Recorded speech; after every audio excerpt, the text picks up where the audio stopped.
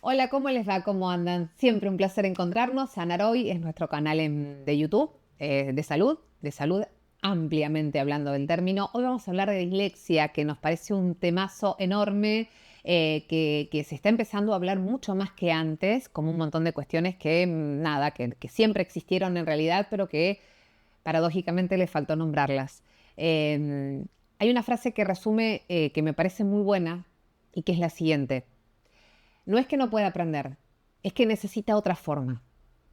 Y es el sistema el que tiene que adaptarse. Y somos todos que debemos tomar conciencia, porque las estadísticas pueden ser o no relativas, pero lo cierto es que son muchas las personas que tienen esta condición y que si no se diagnostica a tiempo y no se los acompaña adecuadamente, la pasan realmente mal. Sobre todo en la formación, en la escuela, en el colegio. Y muchos han crecido, hay generaciones enteras que han crecido con esta condición, que les ha costado muchísimo el colegio, que les ha costado mucho aprender de manera tradicional o convencional y que de adultos descubren, porque hoy se habla mucho ya más del tema, que tienen esta condición.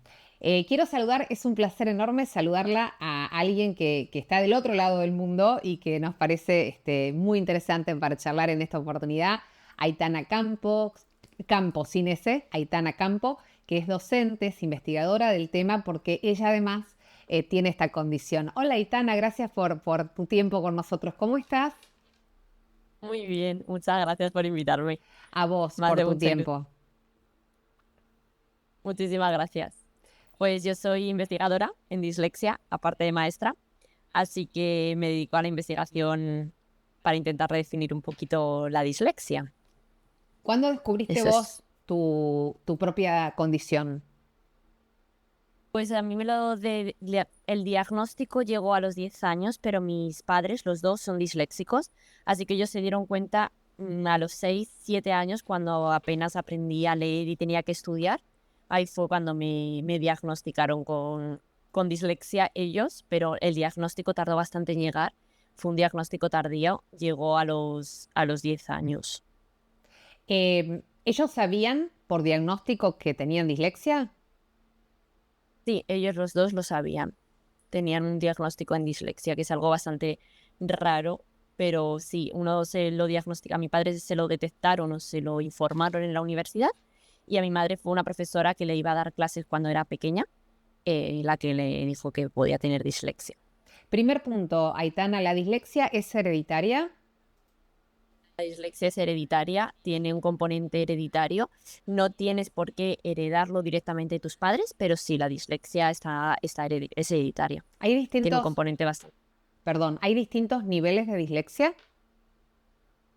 Pues en el manual diagnóstico que utiliza todo el mundo para clasificar la dislexia, esto ha sido un poco algo que trae un poco de dilema, ¿no? Porque clasifican la dislexia, entonces cada profesional sigue como un poco un diagnóstico distinto, pero en el manual diagnóstico aparecen como diferentes grados dependiendo de las necesidades de apoyo que tú necesites. Bien. ¿La dislexia tiene que ver con la inteligencia? No, para nada. De hecho, la primera prueba que te pasan para saber si tienes dislexia es un test de inteligencia, normalmente el WISE. Bueno, por lo menos aquí en España te pasan ese test, y de hecho uno de los parámetros que tú tienes que cumplir para poder ser diagnosticado con dislexia es tener una inteligencia normal o superior a la media. O sea que esa es una condición también o una característica de la persona con dislexia. ¿Es correcto nombrarlo así? Sí, es correcto. De hecho, muchas personas, yo por ejemplo, digo que soy disléxica porque tengo dislexia. Otras personas dicen que no es algo que se pueda tener, sí ser, y otras personas piensan que es algo que se pueda ser, pero no tener. Entonces, hay que tener cuidado con la persona y está muy bien preguntar, gracias por hacerlo. Pero en mi caso yo siempre digo que soy disléxica y tengo dislexia. ¿Podemos volver a lo de la inteligencia? Dijiste que en el diagnóstico de dislexia la inteligencia es medio o superior en la mayoría de las personas diagnosticadas. ¿Comprendí bien esto? Justo, sí, si está por debajo de la media, tendrías una discapacidad intelectual y no se diagnostica como dislexia. En el DSM-5, uno de los criterios es no tener discapacidad intelectual asociada. Bien. Esto viene a colación también de que dicen que las personas con dislexia tienen más creatividad y desarrollan otro tipo de fortalezas. Así es. De muchas personas con dislexia tienen una alta creatividad. De hecho, hay muchas personas famosas con dislexia. Es una creatividad un poco distinta porque siempre se asume que al ser creativo vas a saber pintar, vas a saber tocar un instrumento, vas a saber bailar y no tiene por qué. De hecho, la creatividad disléxica se llama pensamiento divergente y es la capacidad de dar respuestas innovadoras o únicas a problemas o que ya existen o incluso que te planteas tú. Por eso hay tanta gente inventora famosa con dislexia. ¿Por qué pasa, Aitana, que determinados conceptos o situaciones que para quienes no tenemos dislexia son simples, para quienes tienen dislexia son complejos? Y también se da esta situación al revés. Pues no hay una definición clara de por qué se cree esto, dependiendo del autor va a decir una cosa u otra. La teoría en la que yo me apoyo es la teoría del pensamiento en imágenes, es decir, que todo lo que no genera una imagen mental, es decir, todo lo que no se puede imaginar en tu cabeza, ya sea con un sentimiento, una idea o una imagen propiamente dicha, no se entiende. Y por el contrario, si genera fáciles imágenes mentales y si encima te interesa, te va a entender mucho más fácilmente y te va a llamar mucho más la atención, pero esto ya sea de matemática, ya sea de literatura, ya sea de historia o de lo que tú quieras. Aitana, a los 10 años te diagnosticaron a vos la condición de dislexia. Hasta ese momento fue muy difícil, por ejemplo, la escuela. ¿Te costaba aprender? ¿Te costaba qué? A mí no lo recuerdo tan bien porque en esa época solo lo que me dicen mis padres, pero es verdad que yo tengo un recuerdo de salir de clase, porque aquí en España te sacan de clase, te llevan a un aula especial, como que me exigían leer y como que iba tarde leyendo. Yo estaba en otro colegio, a los 10 años me cambian de colegio por esto, porque mis padres se dan cuenta que podría tener una dislexia y querían el diagnóstico y en ese colegio no me lo hacían. Entonces sí que lo recuerdo como algo peor, pero no lo recuerdo tan mal porque al final era muy niña, o sea, no recuerdo algo súper traumático, pero sí, por lo visto lo fue porque mis padres así me lo expresan. ¿Y vos qué sentiste después que te llevó a estudiar y a dedicarte a esto especialmente? Pues yo nunca sentí que la dislexia fuera algo malo, Ujú. probablemente porque dos padres eran disléxicos, entonces yo nunca sentí que era algo malo. Y parte de ello es porque me enseñaron como persona con dislexia. De hecho, mi hermana no tiene una dislexia diagnosticada y ha sido la rara de la familia porque la enseñaban de otra forma. Entonces, para mí nunca ha sido una carga. De hecho, siempre me decían, ojo, pero tú eres diferente, mira cómo eres diferente y eres diferente en esto, esto, esto. ¿Te das cuenta que nosotros pensamos así, que nosotros hacemos esto? O hay cosas en las que te vas a tener que esforzar más porque precisamente tienes dislexia. Todas estas cosas me las transmitían mis padres y yo conseguí ver la dislexia no como un problema, ni de hecho, yo cuando me decían lo que era dislexia, yo no me lo creía.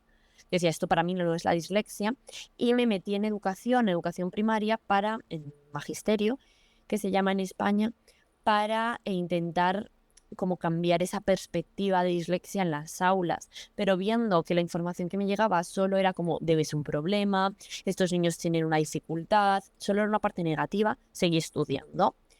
Y me tuve que meter en un doctorado, hacer un doctorado, porque me di cuenta de que hay muy poca información sobre la perspectiva positiva de la dislexia. Y eso es lo que me ha llevado a estudiar la dislexia. Hablemos de la perspectiva positiva de la dislexia, porque así como pasó a ser un problema y una dificultad, de pronto te dicen que también es como un don. ¿En dónde nos quedamos?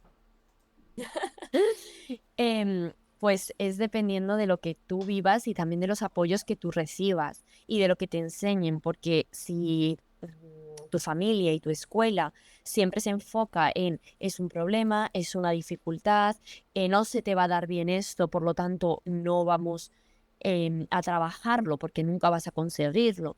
Si además tampoco te potencian en lo que eres bueno y no te lo enseñan, claro que se convierte en una dificultad. De hecho, hay muchas personas adultas con problemas de autoestima por precisamente esto.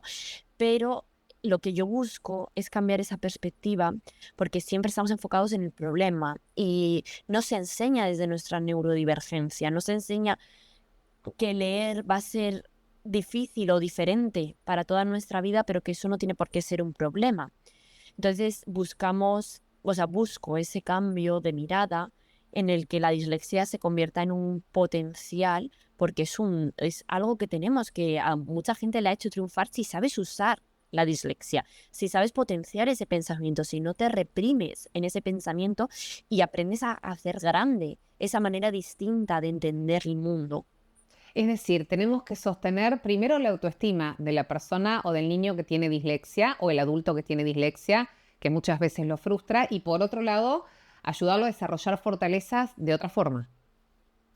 Justo, hay que proteger esa autoestima, pero se protege si se potencian ciertas habilidades. Es decir, vas a entender una conversación y vas a ir integrando, yo qué sé, estás en una reunión o estás con amigos y te están diciendo información distinta y tú vas a ir integrándola hasta tener una solución a un problema. O sea, a lo mejor en la infancia no es importante, pero está bien que se vea, que se valore. Pero en la edad adulta, en un trabajo, tal vez puedes dar una respuesta a un problema que surge en la empresa, a un problema que surge en ti mismo, o dar respuesta a algo que tiene todavía. Por ejemplo, el fundador, yo qué sé, de Apple hizo este trabajo. Aitana, ayúdame a entender esto. La diferencia entre vos y yo. Yo no tengo dislexia, vos sí tenés esta condición. ¿Qué nos hace distintas ante un mismo problema? ¿Qué es lo que hace nuestro pensamiento distinto? Pues son muchas cosas. Es la capacidad de integrar información diversa. Como nosotros pensamos en imágenes, no pensamos en la parte fonológica. Una imagen, como bien todo el mundo conoce, ¿no? Dice más que 1000 palabras. Entonces tú tienes mucha más información o sea, nosotros, las personas con dislexia, tenemos mucha más información en una imagen de la que puede tener una persona normotípica, es decir, sin dislexia. Esto hace que podamos, al ser una imagen, integrar información nueva mucho más fácilmente, modificarla también. Todo esto nos lleva a, cuando hay un problema, poder adaptar esa imagen mental, no un concepto, sino una imagen, adaptarla, moldearla para dar solución a un problema. Y lo hacemos mucho más sencillo. No es que una persona normotípica no pueda dar una solución a un problema, sino que probablemente nosotros, o lo que sucede es que nosotros la damos mucho más rápido, de manera más original y diferente, e integrando mucha más información. Es lo que se denomina mucho más creativos. Un ejemplo concreto o una pregunta concreta. Para mí, 6 por 8 es 48, sin dudarlo. Lo memoricé, no tengo que hacer nada más que repetirlo. Para alguien que tiene la condición de dislexia, hay otro proceso en esa resolución para llegar al 48. Sí, si tienes una discalculia asociada, porque hay personas con dislexia son muy buenas en matemáticas, pero hay personas con dislexia que además tienen una discalculia. Esta comorbilidad es una de las más potentes y también de las menos estudiadas que hay. Es decir, la discalculia es un problema en las matemáticas, una dificultad para entender las matemáticas. Para entender esa multiplicación tal vez nunca consigamos de manera automática, o a lo mejor sí puntualmente, pero no consigamos de manera automática llegar a ella. Para ello tenemos que desarrollar otras estrategias que nos permitan, dada la situación, llegar a esa solución. Aitana, si tengo un hijo pequeño y veo que tiene dificultades para la lectura, ¿cuáles son las señales que sí me pueden dar a mí un indicio de que debe ser estudiado por una posible dislexia y que no es digamos, una demora en el proceso natural del aprendizaje de la lectura? Pues es importante entender que la dislexia, o sea, perdón, el proceso de adquisición de la lectura se puede llegar a realizar hasta los 6, 7 años. Una vez en esta época o en este proceso, tenemos que entender que hay problemas de la lectura que pueden ser, pues, está leyendo y lo que todo el mundo conoce como que se traba al leer, o que ya en España decimos trabar, es decir, Sí, sí, como, ¿sí? Trabar, igual vosotros, sí. pues nos trabamos al leer, no comprendemos bien lo que hemos leído, leemos como, o cambiamos, esto es muy común, cambiamos algunas palabras por otras. También puede ser que cambiemos algunas letras por otras letras. em, Y también en la escritura es muy fácil identificar una posible dislexia, especialmente si va asociada con una disgrafía o disortografía, que omite letras, las cambia, cambia las palabras, incluso puede escribir como lo que se denomina, ¿no?, letra de médico. Todo esto podrían ser síntomas de lo que se considera el proceso de dislexia, que engloba muchísimas cosas. Hasta los 6 o 7 años, reiteramos, es esperable toda esta dificultad en la lectura y en la escritura, pero a partir de ese momento, si no, hay que estudiar, a estudiarlo o diagnosticar dislexia. Sí. Y acudir a un Claro. especialista y sería ideal que el maestro lo pudiera observar en su aula. Como maestra, día a día, ¿observás más casos o es que se diagnostica en estos tiempos? Yo creo que obviamente se diagnostican en estos tiempos, porque además luego, cuando sobre todo hablo con las familias, se ve muy claramente cuando una familia comete faltas de ortografía, cuando una familia tiene problemas en la lectura y dice, joder, es que yo también podría tener dislexia. Y es muy gracioso porque, claro, su hijo o su hija tiene dislexia y yo les digo, les informo de que la dislexia es hereditaria. Entonces, claro, yo creo que ahora mismo sí, hay muchos más casos de dislexia porque se diagnostican, pero también falta mucho diagnóstico en el mundo de la dislexia. Eso pasa, digo, en España como en Argentina, que ambos países tienen una ley para poder acompañar a los niños con dislexia en el colegio, pero todavía falta aún más, ¿no? Falta mucho porque la ley recoge, por lo menos aquí en España, muy poquitos puntos y la dislexia abarca muchas cosas, no solo el proceso de lectura y escritura, que aún así en la ley falta mucho por entender la dislexia porque es muy amplia. Entonces, habría que puntualizar y informar más, especialmente a las personas que trabajamos con la dislexia, qué es la dislexia, de qué se trata de esta neurodivergencia y cómo poder ayudarla. Y para eso falta entendimiento de nuestra mente también en la parte científica, que es una parte que falta muchísimo. Entonces, como falta información científica, falta divulgación, falta entendimiento y por tanto la ley no se puede adaptar completamente a lo que nosotros necesitamos concretamente. Y también es muy importante que entendamos que cada persona es diferente y que la ley no se tiene que aplicar. Muchos profesores, o por lo menos en España, hacen esto, aplican toda la ley de golpe a las personas disléxicas. Y es como, bueno, a ver, vamos a ver qué necesita esa persona, ¿no? Concretamente.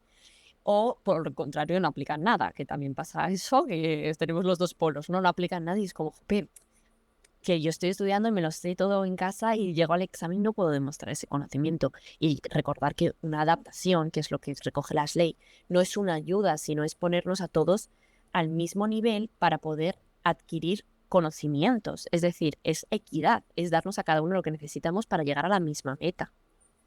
Aitana, ¿qué es la dislexia?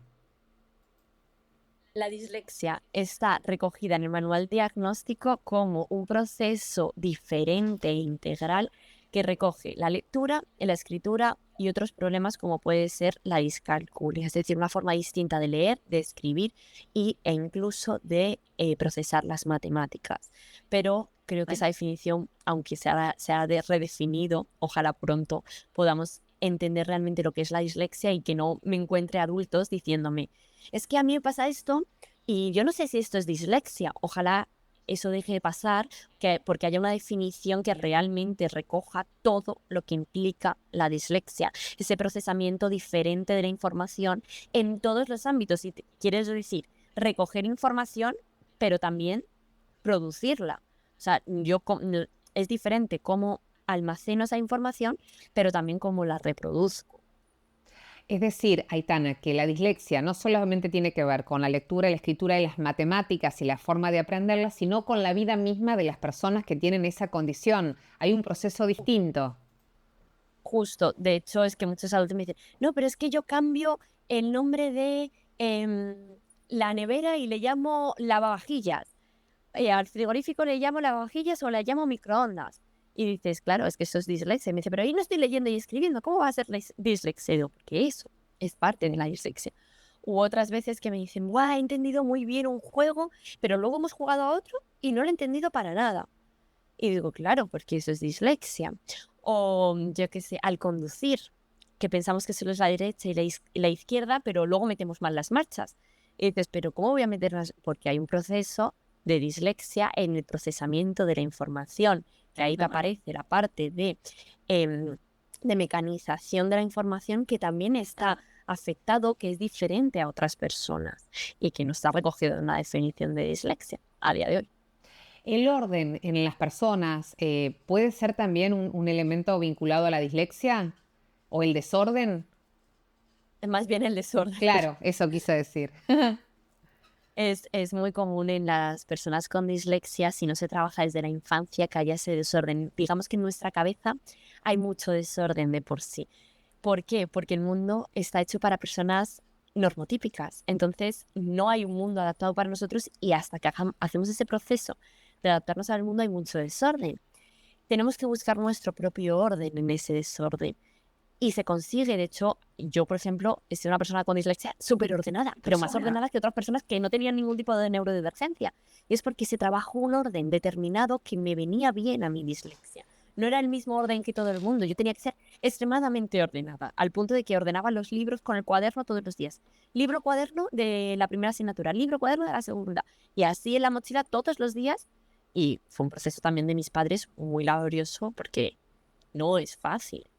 Da la sensación, Aitana, que a las personas que tienen dislexia hay que reiterarles, tal vez, o a los niños, esta secuencia que vos decís, ¿no? Hasta que aprenden algo. En la reiteración, día a día, se va aprendiendo o encontrando su propio método. Justo, las personas con dislexia necesitamos mucha más repetición que el resto de personas porque nuestro pensamiento no es de parte fonológica, no es en palabras, es de en imágenes. Y una imagen es mucho más volátil y fácil de manipular que unas palabras. Entonces necesitamos mucha repetición para conseguir aprender una mecánica. Y que la repetición sea siempre igual, que genere siempre la misma imagen mental, porque si genera imágenes mentales diferentes, se distorsiona nuestra percepción del mundo, ya sea en el orden de la habitación, si un día tú dices, vale, hay que tener la habitación ordenada, pero un día me metes los lápices en un sitio y al día siguiente me los estás metiendo en otro, yo ya no tengo una imagen mental clara. No es oral, sino es imagen en mi cabeza. Entonces tengo que ser súper ordenada con todo lo que haga. Pero esto para el orden de casa o para estudiar. Y cuesta aprenderlo, por eso la necesidad de reiterar. Cuesta aprenderlo, no más que aprenderlo, porque tú puedes aprenderlo, cuesta que esa imagen se mantenga en nuestra cabeza. Lo que nos cuesta es mantener esa imagen mental en nuestra cabeza. De hecho, muchas veces guardamos las cosas en un sitio y como no las veamos o no hagamos una imagen mental fuerte de por qué, una asociación, digamos, de por qué hemos guardado las cosas en ese sitio, se nos puede olvidar perfectamente. Aitana, como investigadora de este tema, ¿qué es lo que en este momento te está llamando especialmente la atención o qué es lo nuevo, entre comillas, que hay sobre dislexia? Pues lo nuevo venía por la parte de las fortalezas de las personas con dislexia, que falta muchísimo estudio, o sea, todo el mundo se ha centrado en la parte de lectoescritura y ya. Entonces, claro, a raíz de las fortalezas, yo me he dado cuenta que la dislexia es mucho más, que el proceso de lectura y escritura solo es una pequeña consecuencia de todo lo que implica ser disléxico. Pero como es la parte que más se ve, es la que más se ha estudiado. Pero claro, eso hace que las personas con dislexia tengan baja autoestima, que falta mucho estudiar la autoestima en personas con dislexia, muchísimo. Y faltan también muchas las partes fortalezas y con ello redefinir la dislexia. Que se entienda lo que es, lo que implica realmente tener dislexia en toda nuestra vida. Aitana, con el paso del tiempo, ¿la dislexia avanza? Con el paso del tiempo, no te podría decir si con el paso del tiempo la dislexia avanza, pero de forma científica y decir 100%, pero es verdad que muchas personas adultas afirman que con el paso del tiempo, yo qué sé, cuando las mujeres se quedan embarazadas, dicen, es que soy mucho más disléxica, ¿no? Cuando, es verdad, muchísima gente embarazada dice, es que de repente la dislexia me empieza a aumentar. O cuando te vas haciendo adulto, digamos que es lo que he dicho antes, el mundo no está adaptado para nosotros. Entonces, durante la etapa de la educación, desarrollamos miles y millones de estrategias para adaptarnos a ese mundo. ¿Qué pasa? Que cuando somos adultos somos más libres de hacer y de utilizar nuestras habilidades. Entonces, el refuerzo de la parte negativa que hacemos durante la infancia no es tan grande. Entonces, como no es tan grande ese refuerzo, acaba notándose más la dislexia en esas áreas bueno, tanto en las positivas porque las reforzamos, ¿no? Como en las negativas porque dejamos de reforzarlo. Toda la parte de lectoescritura se ve más afectada, pero también toda la parte de las habilidades, porque empezamos a usarlas normalmente. Normalmente te dedicas a un trabajo que te gusta, que te apasiona, en el que te permiten usar tus habilidades, en el que eres bueno gracias a tus habilidades. Entonces eso se va notando más, pero también a la hora de escribir un correo se lo vas a tener que pasar a la inteligencia artificial y hoy porque existe, porque antiguamente Claro. que apañártela. ¿Qué le dirías a un niño o a un padre o una madre de un niño quien está maternando respecto de la limitación, entre comillas, que puede sentir ante un diagnóstico de dislexia o ante la dificultad de lo básico, de la comprensión de la lectura, de la escritura?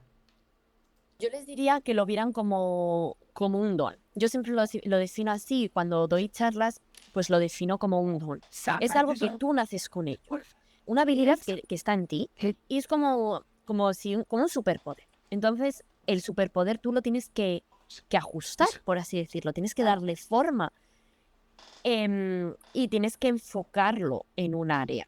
Entonces, cuando tú vas haciendo eso, ese proceso se realiza en la infancia. Y no es fácil, tienes que darle forma a algo que no la tiene. Y desarrollar esas habilidades, también saber cuándo usar ese don o cuándo no. Y esto es algo que, bueno, claro, como siempre se ha enfocado como algo negativo, las familias temen mucho tener a un niño o una niña con dislexia. No quieren. De hecho, se hizo un estudio en Inglaterra precisamente de esto. No quieren las familias tener un... Entonces yo les animaría a que vieran toda la gente famosa que hay con dislexia, toda la gente que triunfa gracias a su dislexia, a su pensamiento diferente. Y les animaría a no tener ese miedo y a romper esa barrera y sobre todo que no les limiten a hacer nada, que no crean que por tener dislexia van a ser incapaces de hacer algo, porque si quieren hacerlo, lo van a conseguir. Probablemente lloren más que el resto, eso no te lo puedo negar, pero lo conseguirán. Entonces yo siento y les digo desde aquí de corazón que, jope, ojalá no tuvieran miedo a tener un niño con dislexia porque tienen un pequeño ser con un don increíble que puede hacer cosas maravillosas y simplemente necesita la ayuda muchas veces y también por desgracia de los padres para que puedan expresar ese don. Aitana, un niño o un examen. Esto, la pregunta es para una docente. Te lo pregunto como docente. ¿Se califica igual un examen que está muy bien de un niño que tiene dislexia a quien no tiene? Porque ese niño, para sacarse un 8, un 9, un 10, hizo un esfuerzo enorme, que tal vez sería un 11, un 12, respecto del otro niño que no tiene esa condición. No sé, o sea, sí, por desgracia se evalúan igual, por lo menos aquí se evalúan igual, o sea, de hecho muchas veces tienes que luchar para que te den adaptaciones, pero lo que yo les digo a los profesores siempre es que no se dan cuenta de todo el esfuerzo que hay detrás. Es que hay muchísimo esfuerzo detrás que si se evaluara de la forma que nosotros sabemos, o incluso te digo más, si nos permitieran el tener el conocimiento de otra forma o aprender de otra forma, seríamos genios. Pero como no se permite, tenemos que estudiar mucho más en casa, hacer el mismo examen con muy poquitas adaptaciones muchas veces que ni siquiera se ajustan del todo a nuestra forma de pensar, para a posteriori tener una nota inferior a la que tienen nuestros compañeros habiendo estudiado la mitad. Entonces es muy frustrante como persona con dislexia. Muchísimo. Entonces desde aquí les diría, oye, pensar cuál es la mejor adaptación. Pensar en el estudiante, en lo que necesita, en cómo es capaz de expresar su conocimiento, en evaluarla de diferentes formas, no solo a través de un examen. Entonces, o incluso si fueran capaces y la metodología del centro se lo permite, dar la enseñanza de otra forma. ¿Cuál sería, Aitana, entonces la manera de calificar justamente para evitar esa diferencia cuando el esfuerzo ha sido mayor? Pues hay muchas formas que se pueden hacer. Dependiendo de qué asignatura sea, se tendría que hacer de una forma u de otra. Pero yo siempre les digo, la mejor forma es hacer múltiples evaluaciones, que no sea solo por un examen, que si haces un trabajo, el trabajo también tenga un peso importante, que si la puedes evaluar de manera oral, que se evalúe de manera oral. Pero preguntando al niño o la niña, porque muchas veces no se quiere evaluar de manera oral y también hay que respetarlo, que no se corrijan faltas de ortografía, que se permita la lectura en alto, que se permitan cascos y la inteligencia artificial, los ordenadores y las nuevas tecnologías. esto nos facilita muchísimo el proceso y también a los profesores. Lo que pasa es que hay como una barrera, ¿no? Ahí de los ordenadores, pero lo entiendo. Pero que sepan que es un recurso que ellos tienen como profesores y que nosotros como alumnos también podemos tener y saber usar. Pues eso, que se evalúen de diferentes formas y que se incluyan todos los recursos, que no tengan miedo a incluir recursos, que nosotros no queremos las cosas más fáciles. De verdad, que muchas veces me encuentro a docentes que dicen, es que quieren las cosas más fáciles. No, no queremos las cosas más fáciles. Queremos no tener que estar 12 horas en casa estudiando para luego sacar la mitad de nota que nuestros compañeros. Entonces, por favor, ayudadnos a poder expresar el conocimiento que tanto tiempo nos ha costado aprender y memorizar. Tu decisión de ser docente, de investigar dislexia y de dedicarte a este tema tiene que ver con eso, a que sea más justo el reconocimiento finalmente del esfuerzo. Justo, yo de hecho empecé a estudiar magisterio, educación primaria, precisamente por eso, porque quería que los niños, ya sean disléxicos o de otras neurodivergencias, tuvieran las mismas posibilidades y que su proceso de aprendizaje no supusiera un dolor, que para muchos supone un dolor, no supusiera un dolor. Y no porque yo lo hubiera vivido como tal, pero sí que me hubiera gustado aprender de otra forma. ¿Y qué es lo que te gustaría decir cerrando esta entrevista, Aitana, que nos ha quedado por comentar o que te parece muy importante difundir? Yo creo que es hora de entender que la dislexia tiene muchísimas cosas, que es una cosa muy amplia que nos acompaña en todos los momentos de nuestra vida, que no dejo de ser disléxica cuando dejo de estudiar, que no dejo de ser disléxica cuando me relaciono con mis amigos o mis compañeros, que no dejo de ser disléxica cuando se me ocurre una idea brillante. O sea, no dejo de ser disléxica y que la dislexia tiene una parte muy bonita que ojalá, y muy positiva, que ojalá nos enseñaran a usar y también para poder solventar esas dificultades que el mundo o esas barreras que el mundo nos va poniendo. Aitana, un placer enorme poder conversar con vos. Gracias por tu tiempo, por tu investigación, por tu aporte. Un abrazo muy, muy grande a la distancia. Gracias, muchas gracias por No, invitarme. gracias. Adiós. Un placer enorme. Adiós. Bueno, era Aitana Campo, ella es investigadora de dislexia, es docente con dislexia, reside en Madrid y nos parecía súper interesante poder tener esta conversación con ella. Gracias por estar siempre del otro lado. Acordate que prevenir es sanar hoy.